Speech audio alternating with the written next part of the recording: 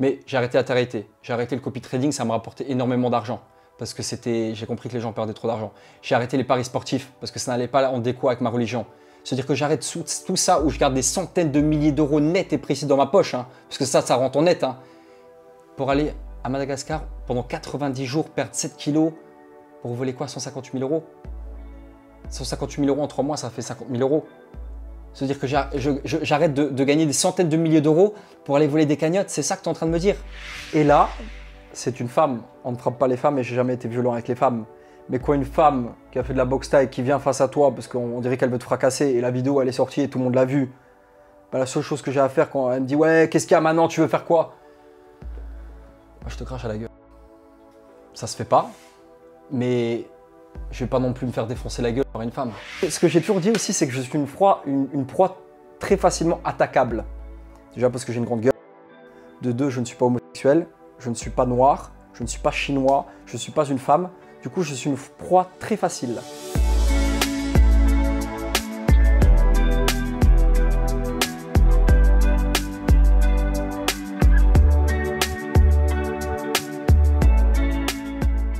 On va aborder là un gros sujet, je sais que t'es attendu. Là-dessus, c'est 21 Pods. Ouais. Ok. 21 Pods, alors on se remet dans le contexte, ça va? Ouais, en bon temps. Ouais.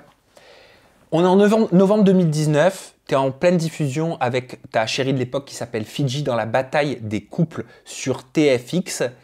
Et alors, pendant des mois, il y a des centaines de signalements sur Trustpillow, des groupes Facebook qui se créent, qui regroupent des victimes, des pétitions qui recensent plus de 2000 signatures.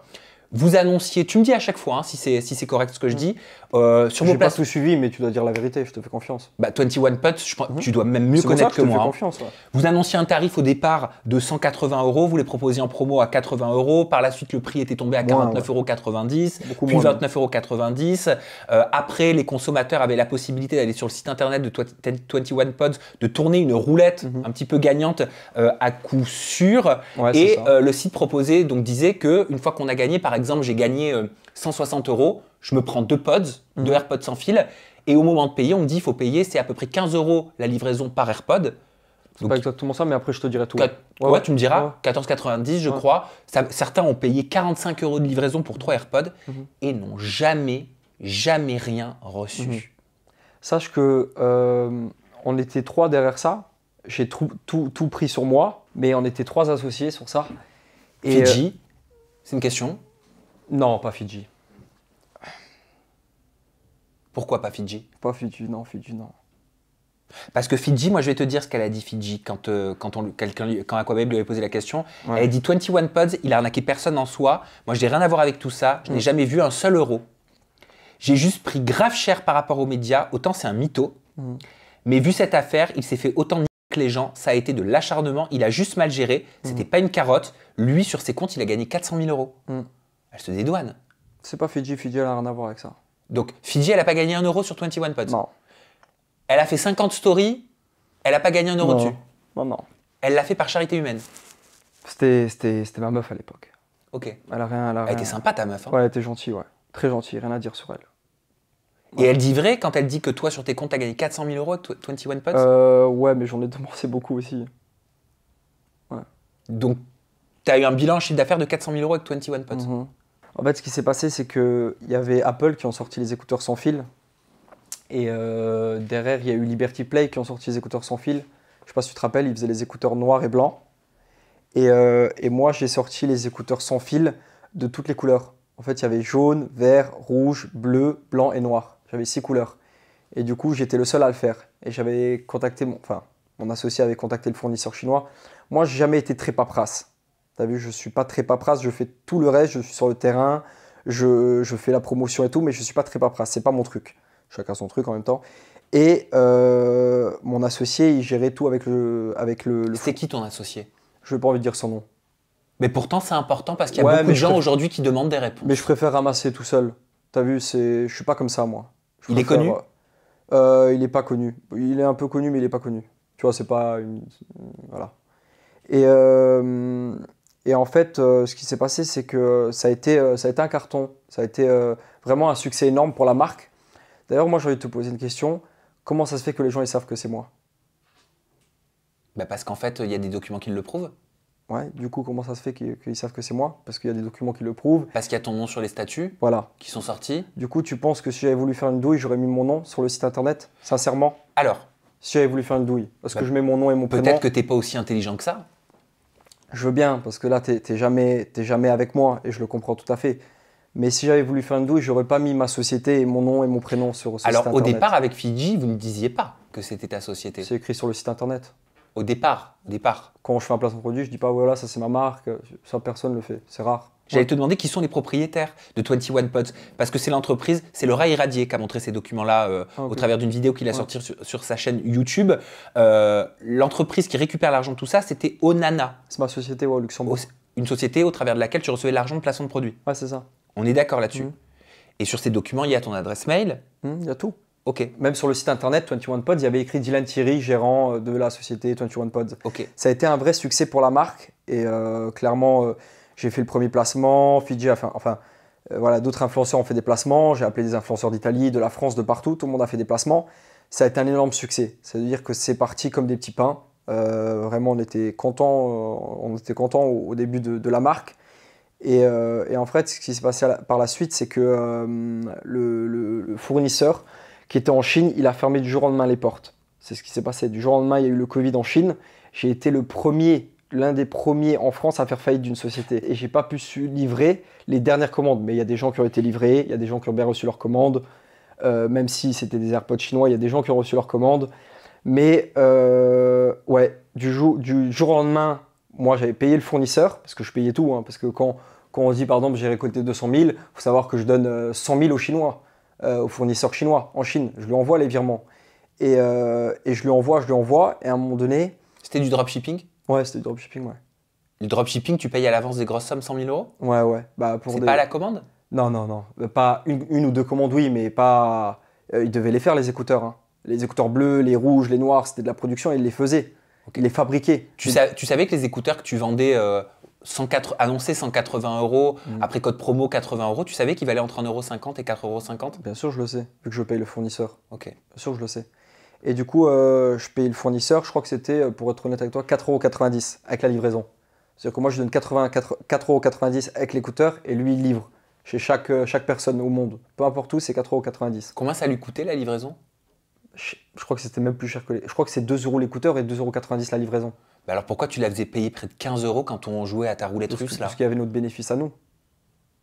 Ouais, mais c'est mensonger alors. Tu me fais croire que j'ai gagné, mais en fait tu me fais payer l'écouteur en te faisant une marge dessus. Si tu vas chez Louis Vuitton, le t-shirt il coûte 10 €, tu le payes 400 €. Non mais là c'est différent. Ouais, c'est différent. Louis Vuitton, ils me font pas croire que je vais gagner 2 t-shirts pour me faire payer 75 € de livraison derrière. Oui, mais après, si tu vas dans des détails comme ça... Non, c'est un détail important. Oui, je sais, mais je n'ai pas dit que c'était pas important. Mais tout le monde a des stratégies en commerce et tout ça. Tu vois, tu as 2 croissants achetés, 1 offert. Moi, j'appelle ça une arnaque, Dylan. Oui, si tu veux. En bande organisée. Si tu veux. Si vous étiez plusieurs. Je suis tout seul. Non, tu m'as dit je n'étais pas tout seul. Ouais, mais disons que je suis le seul à avoir pris. Et derrière, quand il y a eu la faillite de la société, où on a bien évidemment perdu de l'argent, et moi, mon image, elle a pris un sacré coup par rapport à ça. Et encore aujourd'hui, regarde, on en parle. Et je le conçois totalement. Mais ouais, on a fait faillite. Et derrière, on a pris un avocat. On lui a tout expliqué. Ça a duré des heures. On a pris un avocat qu'on a payé aussi très cher. Et il a tout sorti. Et du coup, on n'a rien eu parce qu'on a eu toutes les preuves nécessaires. Il s'était exprimé, ton avocat? Ouais. Hein, il avait dit que s'il y avait des retards, c'est pas parce que c'était une arnaque, c'est parce qu'il y avait un grand succès sur le produit. C'est vrai, mais c'est vrai. Mais s'il y avait un grand succès sur le produit, pourquoi la société le ferme au bout de 5 mois? Parce que le fournisseur chinois, il a fermé. C'est lui qui nous a... Encore aujourd'hui, la société, elle existerait si le fournisseur chinois, il n'avait pas fermé. Lui, il a fermé, je te promets que c'est vrai, hein, il a fermé du jour au lendemain, il a arrêté de nous répondre. Enfin, il a surtout arrêté de répondre à mon associé. En fait, c'est pas... Moi, ça m'est égal. Et pourtant, il avait été payé. Hein. Ça m'est égal de te croire ou pas, Dylan, parce que je suis pas là pour ça. Par contre, ce que je vois, c'est des commentaires en masse sur Trustpilot. On peut lire, et j'aimerais t'en lire certains. Bien sûr. Arnaque totale. Commande en novembre, toujours rien. On ne peut pas avoir de remboursement et Dylan se met les sous dans sa poche sans avoir un problème de justice. C'est une honte. Ou encore site frauduleux. J'ai commandé le 15 novembre 2019 2 paires d'écouteurs suite à un placement de produit d'une star de télé-réalité. À ce jour et malgré de multiples relances, je n'ai pas reçu ma commande. Et bien entendu, je n'ai obtenu aucune réponse. C'est absolument scandaleux. Et cette personne, je me permets, elle a raison, c'est scandaleux parce que sur le site internet, Bien sûr. on peut même pas t'écrire, on peut même pas te contacter, tu ne réponds à personne. Aucun des 3 associés, vu que c'est toi qui me l'as dit, ne répond à personne puisqu'on tombe sur l'adresse d'un coworking. C'était compliqué de répondre à beaucoup de monde et tout ça. Ah oui. Je l'ai fait en story plusieurs fois et tout ça, mais on préfère toujours écouter le mauvais que le bon. Ensuite, commande en ligne le 18 novembre 2019, toujours rien reçu 4 mois plus tard. Commande réalisée suite à un placement de produit opéré par le couple Dylan Fidji qui leur a permis de partir s'installer à l'étranger avec l'argent de centaines de personnes escroquées. Dylan tout court. Ouais. L'entreprise basée au Luxembourg dont l'adresse, elle a sa responsabilité, Fidji pour moi. Elle a juste fait le placement, elle ne savait pas. C'est déjà énorme. Même moi, j'ai fait le placement, je ne savais pas. Il faut savoir. Bien sûr. Mais on ne s'attend pas à être en faillite, tu sais. On ne se prépare pas à être en faillite. Mais alors, si tu as fait 400 000 € sur cette marque, pourquoi tu n'as pas mis un plan d'action pour recenser toutes les personnes là, qui se plaignent, qui n'ont pas tes moyens à toi financiers, qui n'ont pas ces 400 000 €, qui ne les auront peut-être jamais de leur vie sur leur compte en banque? Tu dis comme si je l'avais jamais fait, mais je l'ai fait. Un maximum de personnes ont été livrées et ensuite il y a certaines personnes qui ont été remboursées. Et des fois carrément… Combien? Je peux pas te dire. Je crois je peux te dire combien de personnes n'ont pas été remboursées. Je crois que c'est 22%, un truc comme ça. 22% n'ont pas été remboursés et ont perdu l'argent. Mais c'est pas l'argent que moi j'ai, parce que moi le fournisseur je l'ai payé. J'ai tout payé au fournisseur. Parce que je voulais qu'il livre. Tu sais, quand tu reçois 100, 200, 300 messages, j'ai pas eu les écouteurs, le fournisseur en Chine, je lui mettais la pression. Et je le payais pour qu'il n'ait pas d'excuses en mode j'ai pas été payé et tout ça. Et c'est pour ça que mon avocat il a réussi à faire… pas nous faire gagner, mais il a éteint cette affaire. Ok. Elle a duré combien de temps cette histoire 21 Pods? Encore maintenant, regarde. Non, mais plusieurs mois. Ah non, 2 Au moment mois. où tu avais les plaintes. 2 mois seulement. Non, tu as fait faillite au bout de 5 mois. Ouais, mais ça a duré 2 mois.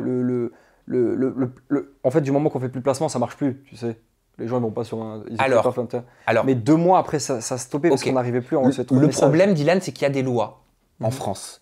Et en France, les délais de livraison, ils sont régis par les articles, désolé d'être loup, L216.1, L216.3 du Code de la consommation. Le professionnel se doit d'indiquer une date de livraison et à défaut, il est contraint de livrer dans un maximum de 30 jours, ou sinon il doit rembourser par la suite. Donc avant que ça fasse faillite, tu aurais dû, avec tes associés normalement, prendre vos responsabilités et rembourser les personnes qui ont payé sans jamais avoir leur marchandise. Je comprends ce que tu dis, hein. Mais quand tu donnes 200 000 € à un fournisseur et qu'ensuite après tu dois rembourser encore plus ceux qui ont acheté le produit, bah en fait tu te retrouves en perte, quoi. Tu t'en fous de ces gens qu'on payé? Pourquoi tu dis ça? Bah, je sais pas, parce que tu parles que de toi. Je parle pas de moi, je parle du fournisseur. Tu parles de toi, du fournisseur? Mais moi j'aimerais qu'on parle de ces gens qui n'ont pas ces 400 000 € sur leur compte, qui ne les auront jamais et qui ont dépensé des sommes dans tes AirPods sans fil. 9,90 €, ouais, je sais, ouais. Les livraisons étaient plus chères et qui ne les ont jamais reçues. 9,90 € par écouteur. Si tu as 2 écouteurs, c'est 9,90 € x 2. Si tu en as 3, bah x 3. Donc en fait, ils font des cartes bancaires, ils payent pour quelque chose qu'ils ne recevront jamais. Qui malheureusement a fait faillite. Ouais. Est-ce que ça n'a pas été pensé comme ça, ce business? C'est une question. Bien sûr que non. Sinon, j'aurais pas mis mon nom, mon prénom et ma société au Luxembourg. J'aurais mis Patrick de Londres et j'habite… voilà. Si j'avais voulu arnaquer un tel ou un tel, je l'aurais pas fait comme ça. Tu vois ce que je veux dire? C'est facile de mettre… Regarde, tous ceux qui créent des sites internet, tu crois qu'ils mettent leur nom et leur prénom? Moi, j'ai assumé. J'ai mis mon nom, mon prénom et ma société. Et même mon adresse de ma société. J'aurais pu mettre Patrick Joshua et il habite à Londres. Ou en Espagne ou je ne sais où. J'aurais pu le faire. Mais tu penses pas qu'en tant que patron d'une société qui crée un business, qui en fait la publicité… Après, on parle toujours des… Je finis ma question. Quoi qu'il se passe, tu as une responsabilité en fait, vis-à-vis du consommateur. Donc en vrai, nous, ça nous est égal de savoir que ton franchisé ou celui qui te fournit les pods, il a fait faillite et il a fermé en Chine. Moi, je m'en fous de ça. Ouais, je sais, ouais. Moi, ce que je veux, c'est être sûr que quand je te paye, je reçois mon dû. Bien sûr, c'est normal. C'est pas de leur responsabilité aux consommateurs, le reste. Tu comprends? Bien sûr, je comprends. C'est totalement normal. Et j'aimerais te montrer une pub qu'elle avait faite Fidji pour 21 Pods. Je sais que beaucoup d'entre vous avaient commandé les écouteurs de chez 21 Pods. Ce sont des écouteurs, des AirPods en fait, de très bonne qualité comme les Apple. Pub mensongère, concurrence déloyale. T'entends ce qu'elle dit? Ouais, après, c'est moi qui lui avais demandé de faire le placement. C'est pas elle. Ce sont des AirPods. AirPods, c'est une marque déposée en fait. Ça appartient à Apple. Ouais, je sais. Mais après, toi, t'es pas Apple non plus et on n'a pas eu de plainte par rapport à Apple. Ils sont sympas, hein. Ils sont gentils, ouais. Et toute cette affaire a été réglée. C'est-à-dire qu'aujourd'hui, on essaie de me ressortir ça 4 ans après, ce que je comprends. Oui. mais ce sont déjà pas les principales qui ont perdu l'argent, c'est pour me salir. Tu sais, quand on me ressort cette histoire, c'est moi je suis conscient et je l'ai pas bien vécu. J'ai pas dit ouais super j'ai arnaqué des gens, c'est trop bien ça. J'espère. Tu sais, je suis humain, tu sais. Mais si on te reparle de cette histoire 4 ans après, c'est parce qu'ils ont toujours rien reçu ces gens-là. Il y en a certains, je t'ai dit, beaucoup. Il y a 23% qui n'ont pas reçu. Ça c'est ton chiffre. Ouais, mais c'est 23% sur plusieurs milliers. Ça peut être beaucoup 23. 23% c'est pas, tu vois. Qu'est-ce que tu comptes faire par rapport à tout ça? Je peux rien faire par rapport à ça, malheureusement. Qu'est-ce que tu pourrais dire à ces gens-là? Parce qu'ils attendent peut-être aujourd'hui de t'entendre là-dessus. Quel message tu leur ferais passer? Est-ce que tu vas les rembourser? C'est pas possible parce que, en fait, le problème, quand on a commencé à rembourser des gens, il y en a certains qui nous disaient ouais, j'ai pas eu l'écouteur, j'ai pas été remboursé. On regardait, c'était des papiers longs comme ça avec l'avocat, on cliquait dessus, on se dit bon, lui, il a pas été remboursé, machin, on lui écrit. On lui écrit, on regarde, il a été remboursé. Ou alors il a eu la peur d'écouteurs. Ça veut dire que derrière, on a essayé aussi de nous la mettre à l'envers. Beaucoup ont dit qu'ils n'avaient pas été remboursés, ils n'avaient pas eu reçu les écouteurs. Et quand on clique et on fait la recherche, ils ont eu les écouteurs ou bien ils ont été remboursés. Ça veut dire que c'est pas aussi facile, tu sais. Est-ce que tu m'autorises pour conclure le sujet 21 Pods, et tu pourras répondre à ma conclusion 21 Pods, à te dire ce que j'en pense? Bah, je sais ce que t'en penses. J'en pense quoi? Bah, que c'est pas bien, que c'est tout ce qu'il y a de plus mauvais. Au-delà de ça, tu m'as dit que je pouvais vraiment tout te dire. Hein, vas-y, okay? Pas de souci. Je pense que c'était très sournois. Sournois, c'est vrai. Ouais, je pense que c'était songé, pensé, intelligemment, pour duper les gens. Je pense que quand on se dit je vais faire une roulette gagnante à tous les coups, où il y a marqué t'as gagné pour 160 € d'AirPods alors qu'ils en valent 4, peut-être même pas, déjà il y a de la douille là-dedans. Ensuite, moi je crois que j'ai gagné en tant que consommateur. Je me dis génial, je commande 2-3 paires pour le montant qui m'est annoncé. Je me rends compte que je dois payer 30 € de frais de livraison et tu t'es empoché 30 € sur mon dos en me dupant complètement. Voilà ce que je pense. Après, toi, tu prends parti et tu es quelqu'un qui m'aime pas et qui est contre moi. Mais quelqu'un qui me connaît, quand je parle avec la famille… Non, je suis pour le consommateur. Je sais, c'est différent. Quand je parle avec des gens qui me connaissent, ils savent très bien que je n'ai pas voulu duper les gens. Et si j'avais voulu duper les gens, encore une fois, je n'aurais pas mis mon nom et mon prénom. Tu sais, ni la société, ni le nom de ma société. Je te laisse conclure comme ça. Ok, pas de souci. Tu veux sur ce sujet hein? Bien sûr, c'était pas voulu, vraiment. Et si je peux m'excuser aux gens qui ont mis 10, 20 ou 30 €, je m'en excuse, vraiment. Et cet argent, je ne l'emporterai pas au paradis. On paye, moi je crois au karma. Et si j'ai gagné de l'argent salement comme ça, bah, c'est pas… Sachez que ça ne m'a pas rendu plus riche et je ne l'emporterai pas au paradis. En février 2023, récemment, il y a de violents séismes qui dévastent le sud de la Turquie et le nord de la Syrie, qui ont fait plus de 41 000 morts. Il y a des milliers de familles qui ont tout perdu, qui étaient en deuil. Je sais, ouais. Et tu commences ton voyage en Turquie, je ne sais pas si c'est un placement de produit, mais par montrer ta superbe chambre d'hôtel. Tous ceux qui m'ont demandé dans quel hôtel je suis, c'est un hôtel à Istanbul qui est magnifique, salle de bain en marbre noir, lit noir, vraiment très belle chambre. Ah non, c'était à la fin ça. C'était à la fin? C'était à la fin ouais, du séjour. D'accord, bon, au début ou à la fin, est-ce que tu n'as pas l'impression que la forme, elle n'est pas au rendez-vous? C'est vrai que, comme je te l'ai dit, moi je suis très… comment on dit ça? C'est quoi le mot en français? Attends. Très… pas sans filtre, mais il n'y a pas un autre mot. Très… pas naturel non plus, mais très… je sais pas comment on dit ça. Moi je suis très authentique. En fait, je joue pas de rôle. Même à l'époque, quand je faisais mes voyages humanitaires, j'allais avec des habits de marque parce que je le fais naturellement en fait. Et ça m'apporte, ça me crée beaucoup de dégâts, surtout au niveau de l'image. Et c'est vrai que, tu vois, on m'a reproché le fait que je parte en Turquie, aider du coup tous ces gens qui ont perdu leur maison et tout ça. Et ensuite, moi, je me retrouve dans un hôtel. Mais moi, je me dis, c'est pas parce qu'ils ont perdu, qu'ils dorment dans des tentes ou qu'ils ont perdu leur maison que moi, maintenant, je dois dormir dans une tente, tu vois. Et c'est vrai que les gens ont du mal à comprendre le fait que je fasse un voyage humanitaire et que je me retrouve avec des gens qui n'ont pas de chaussures, qui ont faim, qui sont en train de mourir. Et du jour au lendemain, je me retrouve à Dubaï dans ma vie, entre guillemets, de luxe. Mais c'est ma vie. C'est peut-être le contraste, en fait. Le contraste est énorme. Et je le comprends que ça soit mal interprété, que c'est délicat et qu'on peut se dire « Ouais, c'est grâce à ça qu'il a ça. » Mais moi, j'ai toujours eu ça. J'ai toujours eu ça. Et c'est vrai que au niveau de la communication, je dois faire un effort. Tu vois, par exemple, quand je suis parti en Turquie, moi, je suis parti avec le cœur blanc. J'étais à Dubaï, j'étais dans mon confort, je suis parti en Turquie, je me suis dit je vais aider mes frères, mes sœurs, je vais apporter un soutien psychologique. Ensuite, je me suis rendu compte que sur place, il y avait eu de l'aide du monde entier. Et après, quand je suis parti, j'ai pris une chambre d'hôtel. Ouais, j'ai filmé ma chambre d'hôtel. On va regarder quelques images que tu as postées qui sont disponibles sur ton TikTok notamment. La musique a été changée. Hein. Ouais, bien sûr. Mais elle est similaire. Ouais, ouais.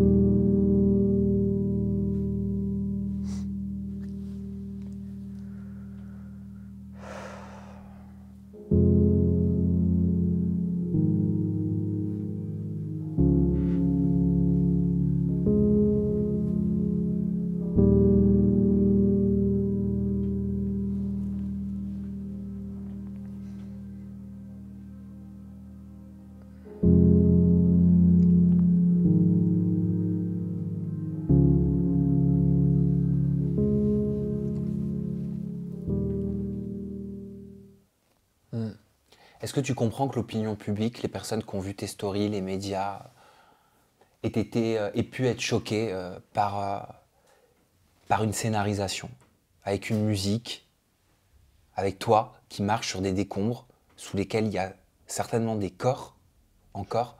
Tu vois, ça a été encore une fois pour me salir. T'as été sur place?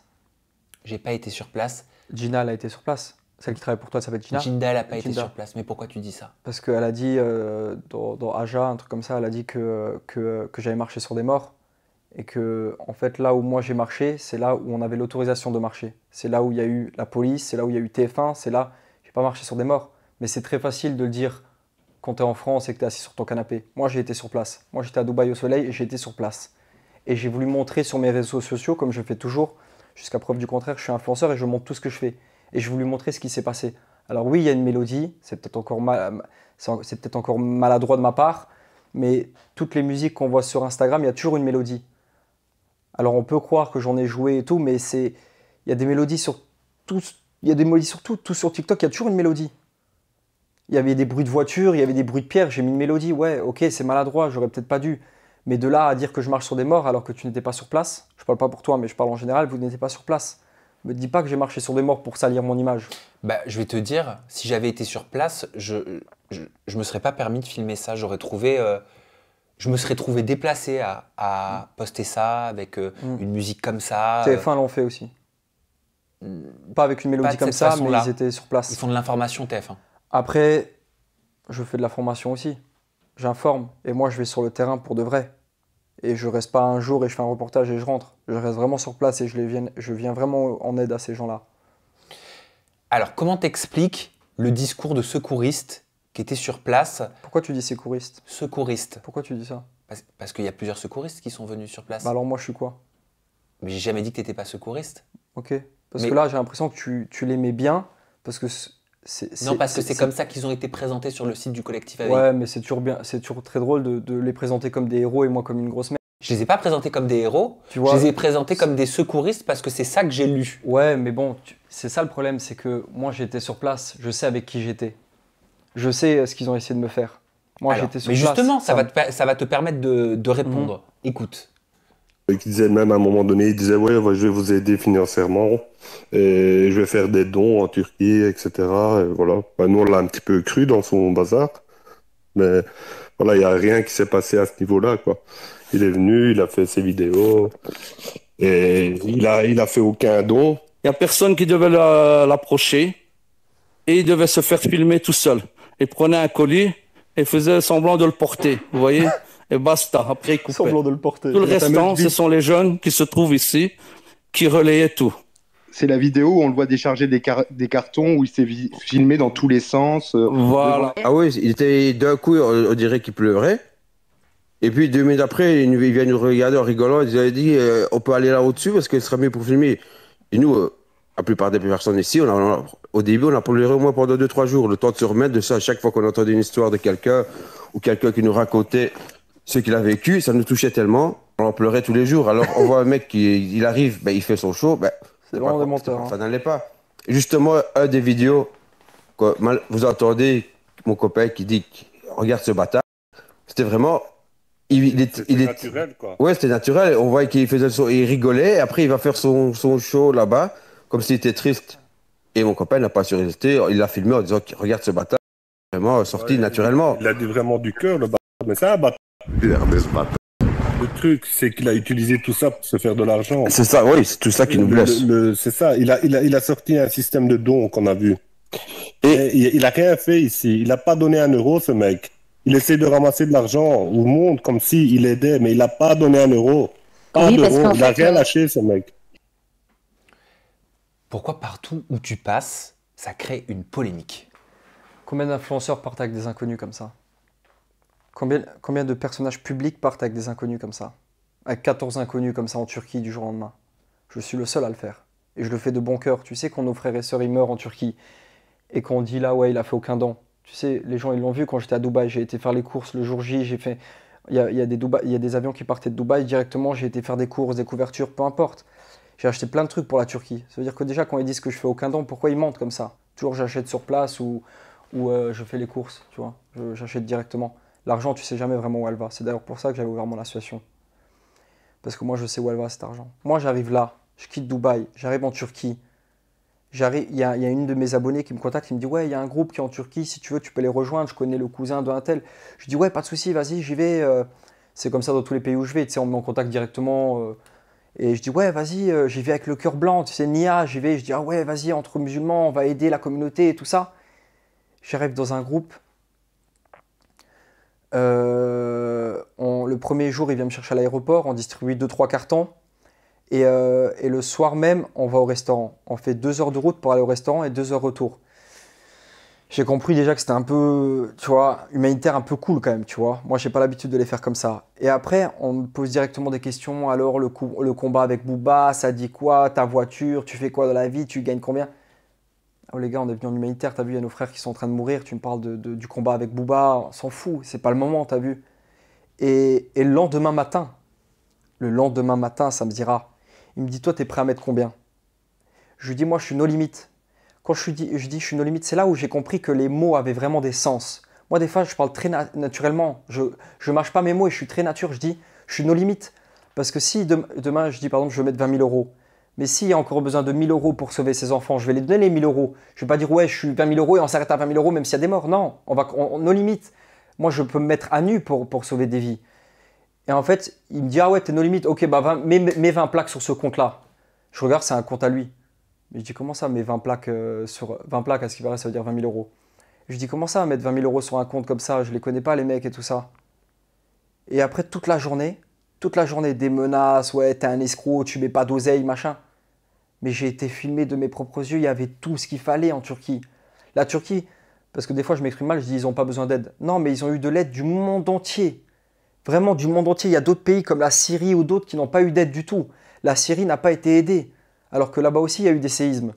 Et moi, je ne vais pas donner de l'argent pour donner de l'argent. Et à ces gens-là, je n'ai rien à leur prouver. Je ne donne pas de l'argent pour dire ouais, j'ai mis 20 000 euros. Regardez les amis, j'ai mis 20 000 euros, je suis quelqu'un. Non, j'ai pas besoin de prouver ça. Et ils m'ont demandé 20 000 euros. Ils n'ont pas apprécié que je leur donne pas. Et ils ont commencé à m'insulter, me raqueter. Il y en a un, il m'a mis un coup au visage et tout ça. Il a tapé mon caméraman qui était avec moi et tout ça. C'est une dinguerie, Sam. Et c'est pour ça qu'en fait, malheureusement, même avec ce qui s'est passé avec les autres associations, je ne peux plus me permettre de partir avec des anonymes. D'ailleurs, aucun personnage de la télé-réalité ou des influenceurs part avec des inconnus. Ils partent toujours entre eux. Et moi, je fais toujours l'erreur de partir avec des inconnus. Toujours, je me considère comme quelqu'un de normal. Je me suis jamais pris pour quelqu'un. Quand j'étais jeune, je me prenais un peu pour quelqu'un. Mais on va tous se trouver de la même façon. On va ensemble, on va en Turquie, mais je peux pas. Je peux pas le faire et à chaque fois que je le fais, ça me retombe dessus. Bah, c'est vrai que à chaque fois que tu fais un voyage humanitaire, il y a toujours un problème lors de ces voyages. Et c'est une question que je voulais te poser. Ton premier voyage, par exemple, au Sénégal avec Spills, pourquoi est-ce que toi, tu ouvres une cagnotte de ton côté à l'insu de l'association en tant que bénéficiaire de la cagnotte Litchi? J'étais au courant. Pourquoi ne pas passer par leur cagnotte? Avec Antélé, il y a l'association. Laisse-moi répondre à la première question. Oui, d'abord, je te dis un petit peu, je voulais te dire les problématiques que j'avais listées. Et après, et avec plaisir, bien sûr, qu'on revient dans le détail. Avec Antéléa, pourquoi tu vas creuser de ce qui se dit, des puits de façon illégale sans avoir fait ta demande à la préfecture, avec le maire apparemment que t'envoies bouler sur place, qui te dit vous pouvez pas faire ça, vous n'avez pas fait vos demandes à la préfecture. Au Mali, pourquoi il y a une bagarre qui éclate sur le marché avec un homme, Diamantaire. À Madagascar, tous les membres de ton association qui démissionnent. Au retour de Madagascar, le 20 octobre, tu clôtures une cagnotte à 96 000 €, tu ouvres une note qui reste ouverte alors que l'association a été dissoute depuis le 4 novembre, pourtant le 12 novembre, alors que tu es au rassemblement des musulmans du sud de France, tu continues à faire la promotion de cette cagnotte. Dylan, ça fait beaucoup. Bah, il faut que je réponde un par un. Bien sûr. On est là pour ça. Je sais que ça va être un peu long, mais il faut que je réponde à tout ça, tu sais. Ouais. On commence par. On commence par quoi? Le début. Le début. T'as dit un premier truc là. Allez, on commence par la première cagnotte. Ouais. Après, Madagascar. On est en janvier-février 2022. Tu coupes alors Maroc, tout ça, le début, Sénégal, tout ça. Ah bah j'avais 26 pages sinon, en vrai. Comme tu veux. Mais si tu veux avoir un mot là-dessus, tu peux. Comme tu veux, honnêtement. Si tu veux aller sur Madagascar, la première cagnotte, direct. Si ok. Maroc, tu te fais casser la gueule. Là-bas sur place, tu mens sur les réseaux sociaux, tu dis que tu t'es pris une planche sur le visage pour protéger Lila Taleb. Oui, mais pourquoi je mens? Parce qu'on est en voyage humanitaire. On est là pour des bonnes raisons. Est-ce que vraiment j'ai envie de dire ouais, je me suis fait taper par 3 gars? On est en voyage humanitaire. J'ai pas envie de salir la situation à ce moment-là. Alors je dis ouais, une planche m'est tombée sur le nez et qu'est-ce qu'ils font eux? Ces mecs qui sont anonymes, ils vont contacter quoi? Aquababe, Samzira pour dire ouais, c'est nous, on l'a tapé. Non, moi, ils m'ont jamais contacté. Ouais, ils faisaient le malin, ils ont contacté Aquababe et d'autres mecs sur les réseaux. Ouais, ils faisaient le malin, on lui a cassé le nez et tout. Mais les gars, c'est vraiment nécessaire. On est en voyage humanitaire, on est là pour la bonne cause. Moi, j'ai le nez défoncé, c'est moi qui me suis fait défoncer. Je vais à l'hôpital, le mec il me remet le nez avec ses doigts. Parce que c'était. Et moi, je dis à Lila, viens, on fait pas de scandale, on crée pas de bad buzz. T'as vu, il y en a déjà assez. Dis que la planche m'est tombée sur le nez et c'est réglé. Et non, eux derrière, ils vont dire ce qui s'est passé. Moi, je ne cherche pas le buzz. C'est ridicule. Pourquoi on est obligé de faire tout ça? Alors, je te propose... Et si tu sais l'histoire qui s'est passée, Sam, au Maroc, c'est une dinguerie. Je suis parti avec 14 inconnus. Tu l'as vu l'histoire? Oui. Gwen, la présidente de l'association Téléa, parce que c'est Téléa maintenant, avant c'était très compliqué, ouais. Elle peut pas partir parce qu'elle vient d'accoucher, tout ça, elle a son bébé, elle peut pas partir. Et du coup, je pars de mon côté d'abord. Je pars avec mon chauffeur de Paris, mais c'est un ami aussi. Je pars avec un imam qui s'appelle Abed et je pars avec Lila Taleb, que je motive à faire de l'humanitaire et tout. Je dis comme ça, c'est bien, tu viens avec moi, tu vas voir, c'est génial et tout. Lila, c'est une très bonne amie, il n'y a rien de... Voilà. Et du coup, la présidente, elle a payé une villa au Maroc sur un site. Et en fait, c'était une arnaque. Du coup, on arrive le premier jour et on n'a pas de villa. Pas de villa, c'est un logement. Hein. Je dis une villa, mais... c'est ballot. Ouais, c'est ballot, ouais, c'est chiant. Et du coup, je contacte un de mes amis photo au Maroc, parce que le Maroc, je connais, j'ai toute ma famille qui vient du Maroc. Je dis, ouais, frérot, je suis en galère, on est là pour un voyage humanitaire et tout ça, on n'a pas de logement. T'as une solution? Il me dit, ouais, tiens, je te laisse ma villa, en plus, c'est bien ce que tu fais, machin et tout. Lila Taleb, elle est connue, et je connais les femmes de ce milieu, elles n'aiment pas dormir avec des inconnus, t'as vu? Alors, on va prendre une chambre pour elle et moi, tu vois. Et l'imam en question, il va dormir sur le canapé et mon chauffeur, il va dormir sur le canapé. Je ne veux pas dire son prénom, c'est pour ça que je dis mon chauffeur, hein, c'est pas que je me prends pour... Et il va dormir sur le canapé aussi. Et moi et Lila, on va prendre une chambre. Eux, ils vont arriver à 3 h du matin, alors que moi, j'étais là depuis 11 h du matin. J'avais été voir ce que M. Hubert avait fait au Maroc. M. Hubert, ce qu'il a fait au Maroc, c'est qu'il a créé un orphelinat pour les enfants. Il y a à peu près 101 enfants et il y a à peu près 83 moniteurs. Presque un moniteur par enfant. Il y a des chevaux sur place, il y a tout ce qu'il faut pour les enfants. Et en fait, ce qui s'est passé, c'est qu'ils vont arriver à 3 h du matin. Le petit qui prend la place du coup de la présidente, il va faire beaucoup de manières. Il va me demander de changer de chambre, par exemple, alors que bon, je suis plus âgé que toi, c'est grâce à moi qu'on a le logement, tu me demandes de changer de chambre, bon, je prends sur moi, je dis rien. T'as vu, je laisse passer, je me dis, ah, vas-y, on est en groupe, je vais pas commencer à créer des problèmes là. Lendemain, on va aller voir, alors que j'ai visité et qu'il n'y avait pas besoin d'aide, l'endroit de chez M. Hubert. Juste pour faire de la visite et tout. Moi, je fais de l'humanitaire, je fais du concret. Je ne fais pas de la visite d'orphelinat où tout va bien. On va aller visiter là, on va perdre une journée, ça veut dire qu'il y a déjà 2 jours qui sont passés. Ensuite, nous, on est dans un pays musulman, au Maroc. Il y a l'imam qui est avec nous. Et sur les bénévoles, il y a 13 musulmans et une bénévole qui est d'origine africaine et qui est chrétienne, mais qui s'intéresse fort à la religion islamique. On dit islamique? Ouais, c'est qu'on fort à la religion islamique. Et il va faire la protection du voyageur. protection du voyageur. En fait, il récite une sourate en arabe et il fait la protection une protection pour qu'on soit protégé durant ce voyage. Et le mec, il va venir, le petit de 19 ans, il va venir me taper sur l'épaule et me dire « Ouais, dis à l'imam d'arrêter, on est une association laïque. » Moi, je sors de la voiture, j'appelle Gwen, je dis « Comment ça se fait qu'il se permet, ce petit, d'arrêter un imam en train de faire une protection du voyageur alors qu'on est dans un pays musulman et qu'il n'y a que des musulmans entre nous ?» C'est pas comme si il n'y avait pas des musulmans, on était tous musulmans. C'est-à-dire qu'il fait la protection du voyageur, c'est pas grave. Et il va interrompre l'imam durant sa protection du voyageur. Ça, je ne vais pas du tout apprécier, surtout que c'est un père de famille, tu sais, il a 40 ans, il n'a pas 15 ans. Il va l'arrêter, il va l'interrompre. Il dit « Ouais, nous, on est une association laïque, arrête ça et tout. » Je dis « Ah ouais, lui, il se prend vraiment pas pour de la merde. » Et ensuite, bref, ils étaient tous intéressés à faire des courses. Moi, je me renseignais à comment faire la mission et tout. Et toute la journée, il va me faire des remarques très déplacées. Tu sais, à un moment donné, Lila, elle va adopter un chat. Tu as vu qu'on part en mission humanitaire, on aide les animaux, on aide tout le monde. Et il y avait un petit chat, un petit bébé, là, il avait 4-5 jours et tout. Lila, elle dit « Ouais, Dylan, on peut le prendre dans la villa. » Tu faisais des snaps avec le chat. Il te demande de t'impliquer plus dans ce qui est en train de se passer. C'est ce qui a été dit, hein, je te dis, le contradictoire. Ouais. Et Lila, elle sauve ce chat. Je dis, ouais, prends ce chat à la villa et tout ça. Lui, il dit, ouais, je sais pas si ça va plaire aux autres et tout. Bon, on est là pour sauver un chat, c'est pas non plus la fin du monde. Mais c'est beaucoup des remarques qui sont inutiles. On arrive à la villa, Lila, elle me donne le chat. Elle me dit, Dylan, tu peux tenir le chat parce qu'il a des croûtes dans les yeux. Et il était sale, quoi. Elle me dit, ouais, je dis, donne le chat et tout. J'ai le chat dans les mains. Et il me fait encore une remarque, la 10e remarque. Et il me dit, ouais, toi aussi, tu peux ranger les courses. Ils sont 13 en train de ranger les courses, j'ai le chat dans la main et cette remarque-là, elle n'est pas passée. C'était une de trop. Et je dis, tu sais, ça fait beaucoup de temps que tu me fais des remarques. Là, depuis le début de la journée, en 2 jours, tu m'as fait beaucoup de remarques. Et je dis, si tu as eu ce poste-là en tant que président de l'association, pour remplacer Gwen, je l'ai décidé aussi en tant qu'ambassadeur. J'ai donné ma voix pour ça parce que ça ne me dérangeait pas du tout. Et il me dit, ouais, mais toi aussi, tu dois ranger les courses et tout. Je dis, mais tu vois pas que j'ai le chat dans la main. Et j'ai dit, écoute, c'est mieux que tu arrêtes de me faire des remarques. Il me dit, ouais, mais si tu fais des remarques, tu vas faire quoi? Je dis non, il n'y a pas, tu vas faire quoi? Je dis, juste arrête de me faire des remarques. T'as vu, j'ai pas ton âge. On se connaît pas trop. Me fais pas de remarques. T'as vu, t'es pas mon patron et tout. Ouais, mais il me dit, tu vas faire quoi? Je dis, écoute, la prochaine fois que tu vas me faire une remarque, je vais te casser le nez. T'as vu? Et il me fait une remarque, il s'approche de moi et là, je le frappe. Je le frappe au visage, je lui mets un coup, je lui pète les lunettes et tout ça. Et après, ses potes, ils me sont tombés dessus. Et ils m'ont cassé le nez, ils m'ont fracassé, tu vois. Dès l'arrivée de l'équipe au Maroc, il faut savoir que Dylan s'est très vite imposé comme étant le chef de l'association en nous imposant certains de ses choix, alors qu'on avait un vice-président qui était là sur place pour pouvoir nous guider durant tout ce voyage. Il faut également savoir que Dylan a été très désagréable envers nous en faisant constamment des remarques désobligeantes. Donc on a pris la décision de faire une réunion le soir même, sauf qu'avant on a été faire des courses pour tous les membres de l'association, Dylan y compris. Du coup, très gentiment, le vice-président est allé le voir pour pouvoir lui dire qu'il devait s'impliquer également comme tout le monde au rangement des courses, sauf que Dylan a très vite haussé le ton en lui disant qu'il n'avait pas d'ordre à recevoir de lui, comme il était plus jeune que lui, et que c'était grâce à lui qu'il était là.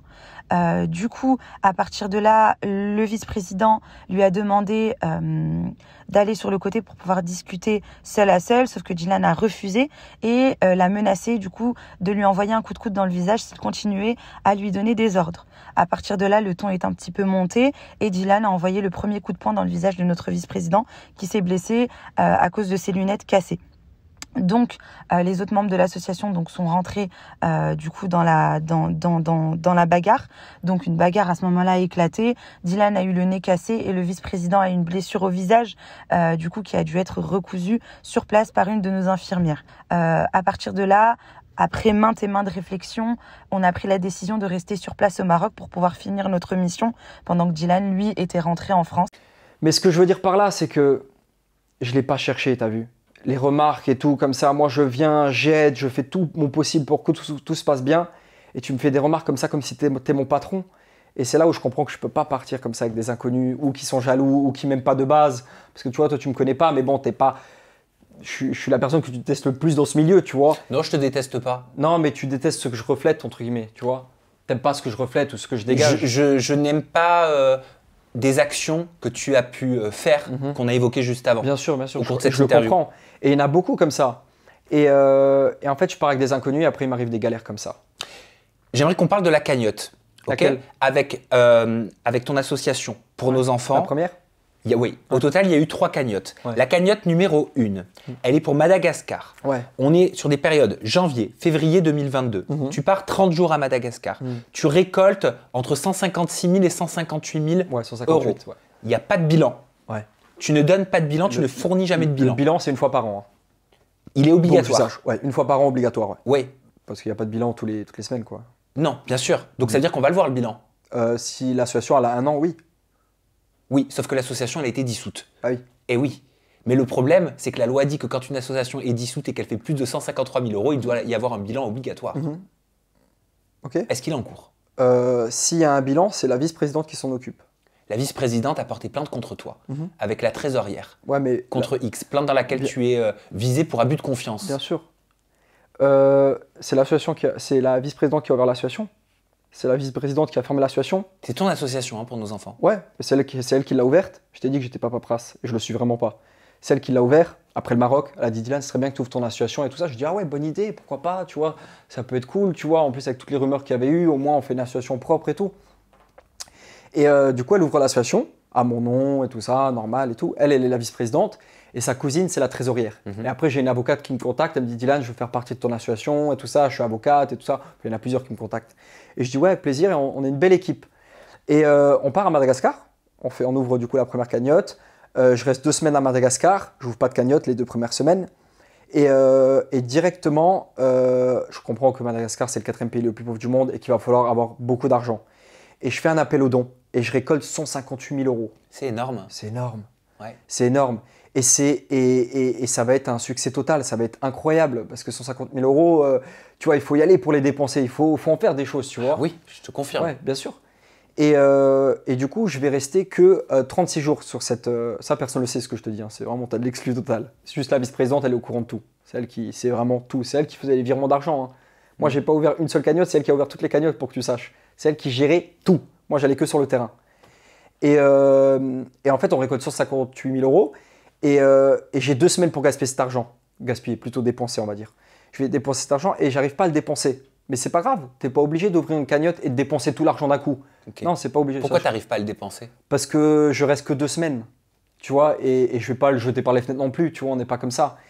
Et quand tu crées une cagnotte, il faut le savoir, t'es pas obligé de tout dépenser, tu vois, tu peux ouvrir, si imagine j'aurais récolté 1 milliard d'euros, je suis pas obligé de le dépenser, tu sais ça.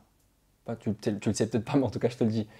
En tout cas, ça doit servir au but bien sûr, de ce pourquoi tu réclames de l'argent. Ouais, bien sûr, bien sûr. Sur ces 156 000 euros récoltés, ok, on ne sait pas où va l'argent.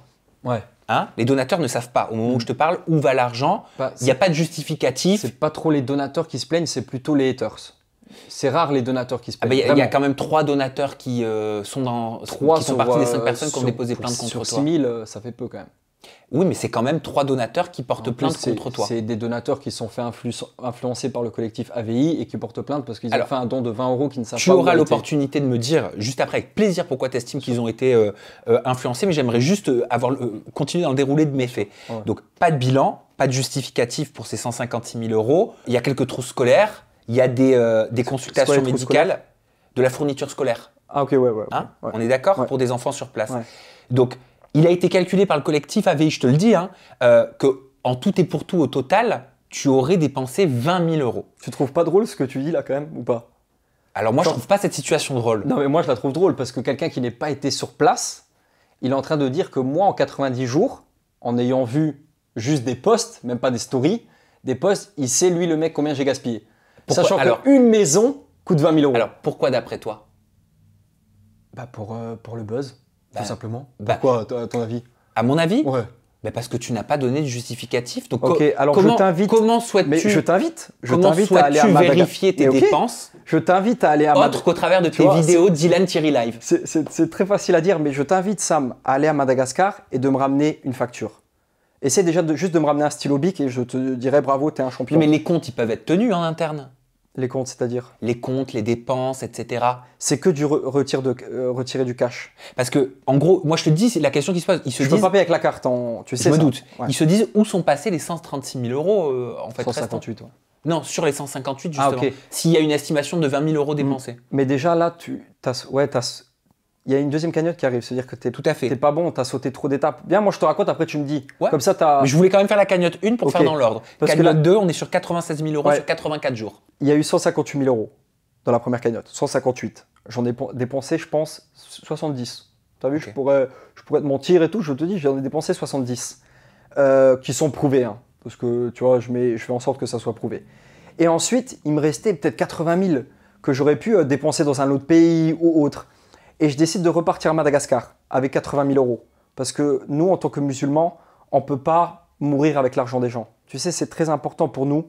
Quand quelqu'un il te donne 1 euro, tu dois prendre cet 1 euro-là et le donner là où elle veut que ça soit donné. La cagnotte 2, c'est 96 000 euros. Hein. La cagnotte 2, c'est 98. Un truc comme ça, ouais. La cagnotte 2, c'est D'accord. Et tu 98. comptes les 80 000 euros dedans? Bien sûr. Oh, non, non, ça c'est en plus. C'est 98 plus 80 000. Tu sais. Voilà. Ok. Ouais. Et ensuite, moi, je dois dépenser cet argent, tu vois, parce que je ne peux pas mourir avec cet argent. Oui. C'est très, très grave, tu sais.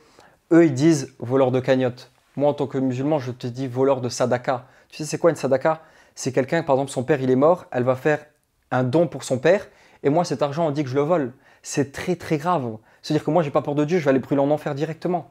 Oui, je suis d'accord. C'est grave, Je suis d'accord, mais Sam, c'est alors, très, très grave. Mais je suis d'accord avec toi, Dylan. Je sais que c'est grave, et c'est pour ça que je le prends au sérieux ce sujet. Mais alors, pourquoi tu te laisses dans ce cas-là salir comme ça? Parce que tu sais ce qui pourrait contrer toutes ces suppositions, ces calculs-là, au travers de vidéos qui sont les seules Dis-moi. preuves au final. Et ben, en fait, que tu montres les détails des entrées et des sorties. Pourquoi pourquoi la trésorière et la vice-présidente qui portent plainte contre toi disent, je te le dis, hein. Attends, je le retrouve. Regarde, je te dis un truc. Oui. Quand j'ai ouvert la cagnotte, Sam, regarde l'erreur que j'ai faite. Tu veux que je te dise vraiment l'erreur que j'ai faite? T'es là pour ça. Regarde l'erreur que j'ai faite. Quand j'ai ouvert la cagnotte, quand la vice-présidente elle a ouvert la cagnotte, elle m'a dit Dylan, est-ce que le montant récolté, je l'affiche ou je le cache? J'ai dit non, Sandra, il faut être transparent, tu l'affiches le montant. J'ai récolté 158 000 euros. Et ça a choqué tout le monde. Enfin, ça a choqué les détracteurs, les haters. Mais si j'avais voulu voler cet argent, j'aurais caché le montant et j'aurais eu encore plus de donations.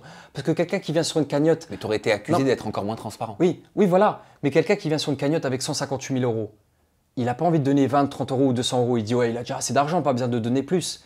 Si j'avais caché le montant, il n'y aurait jamais eu ces histoires-là. Moi, j'ai été transparent. J'ai été transparent, j'ai voulu montrer aux gens. J'aurais pu cacher le montant parce que qui te dit que j'aurais. Personne ne peut savoir combien j'ai récolté si le montant est caché. Se dire que quoi? Il m'aurait dit, ouais, t'as récolté combien? J'aurais pu dire, ouais, 10 000 euros. J'ai récolté 10 000 euros. Vous aviez un comptable? Hein, ouais, c'était la trésorière, c'est la comptable. Ok. Celle qui faisait Parce tout. que ce qu'elles disent, la trésorière et la vice-présidente, c'est que tu as validé la dissolution de l'association pour nos enfants. Ouais.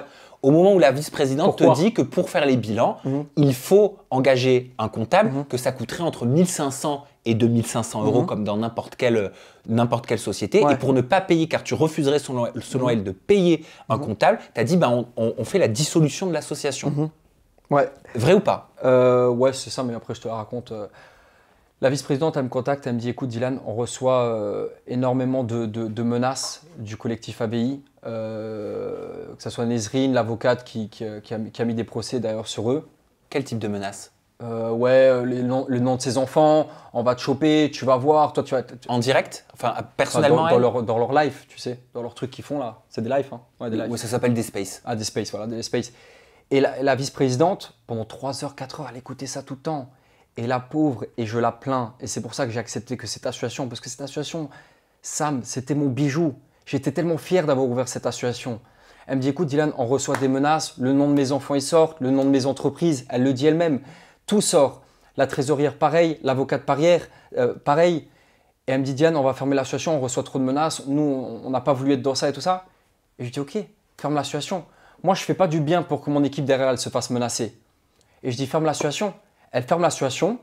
2 jours après, tout le monde est au courant que l'association est dissoute, que l'association a été fermée du coup par la vice-présidente avec mon accord. Et elle me dit, Dylan, là, on reçoit trop de menaces, encore plus. Est-ce qu'on réouvre une association?